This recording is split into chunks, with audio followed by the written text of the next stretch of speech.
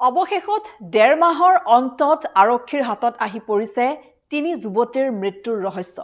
যেটো গুৱাহাটী মহানগৰীত মঠঘৰীয়াত এটা শোকাবহ পথ দুৰ্ঘটনা সংঘটিত হৈছিল। 25 এপ্ৰিলত আপোনালোকৰ হয়তো নিশ্চয় মনত আছে।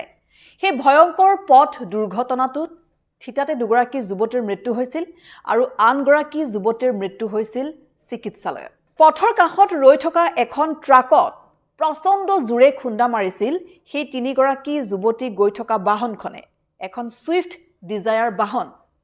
আৰু সেই বাহনখন চলাই আছিল এজন যুৱকে। এই যুৱকজনৰ নাম চেমিম আহমেদ। যেহেতু সেই দুৰ্ঘটনা সংঘটিত কৰাৰ পাছতে সেই চেমিম আহমেদে তিনিওকে চিকিৎসালয়লৈ লৈ গৈছিল, কিন্তু তাৰ পাছতে চিকিৎসালয়ৰ পৰাই নোহোৱা হৈছিল চেমিম আহমেদ। অৰ্থাৎ ঘটনা সংঘটিত কৰিয়ে পলায়ন কৰিছিল চেমিমে। যেহেতু এটা ভয়ংকৰ পথ দুৰ্ঘটনা, য'ত নেকি দুগৰাকী যুৱতীৰ থিতাতে মৃত্যু হৈছিল আৰু আনগৰাকীৰ মৃত্যু হৈছিল, কিন্তু যিগৰাকী চালকে সেই বাহনখন চলাইছিল তেওঁৰ গাত কিন্তু এটা আচৰো নাছিল। আৰু তাৰ পাছতে এই ঘটনাক লৈ সকলোৱে প্ৰশ্ন উত্থাপন কৰিছিল, এটা ৰহস্যৰ সৃষ্টি হৈছিল আৰু আৰক্ষীয়ে অৱশেষত যেহেতু বিচাৰ খুচাৰ কৰি কিছুদিনৰ পিছত চেমিম আহমেদক গ্ৰেপ্তাৰ কৰিছিল আৰু জেললৈ প্ৰেৰণ কৰিছিল।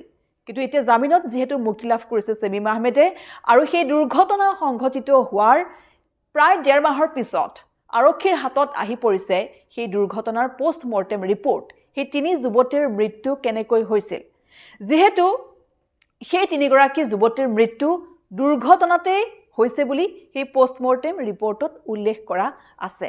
আৰু এতিয়া আৰক্ষীয়ে 3 গৰাকী যুৱতীৰ ঘৰলৈ গৈ তেওঁলোকৰ পৰিয়ালৰ হাতত সেই পোষ্টমৰ্টেম ৰিপৰ্ট অৰ্পণ কৰিছে। কিন্তু কথা হৈছে যে সেই দুৰ্ঘটনাটো যেহেতু ভয়ংকৰ দুৰ্ঘটনা আছিল, কিন্তু চেমিম আহমেদৰ একো হোৱা নাছিল, কিন্তু 3 গৰাকী যুৱতীৰ মৃত্যু হৈছিল। তেতিয়া সকলোৰে মনত বহুখিনি প্ৰশ্ন উত্থাপন হৈছিল। আৰু এতিয়া যেহেতু তদন্ত চলি আছে আৰু আৰক্ষীয়ে অনানুষ্ঠানিকভাৱে কোৱা এটা বক্তব্য হৈছে যে এই দুৰ্ঘটনা আছিল পূৰ্ব পৰিকল্পিত। যেহেতু এতিয়াও তদন্ত চলি আছে, তদন্ত সম্পূৰ্ণ হোৱা নাই, গতিকে মানুহৰ মনতো যেহেতু এইটো সন্দেহ আছিল যে এই দুৰ্ঘটনা বাৰু পূৰ্ব পৰিকল্পিত সঁচাকৈ হয় নেকি, গতিকে তাৰ বাবে কিছুদিন আৰু হয়তো অপেক্ষা কৰিব লাগিব আৰু আৰক্ষীৰ তদন্তৰ অন্ততহে এই কথা হয়তো ওলাই পৰিব যে আচলতে সঁচাকৈ সেই দুৰ্ঘটনাটো পূৰ্ব পৰিকল্পিত আছিল নেকি।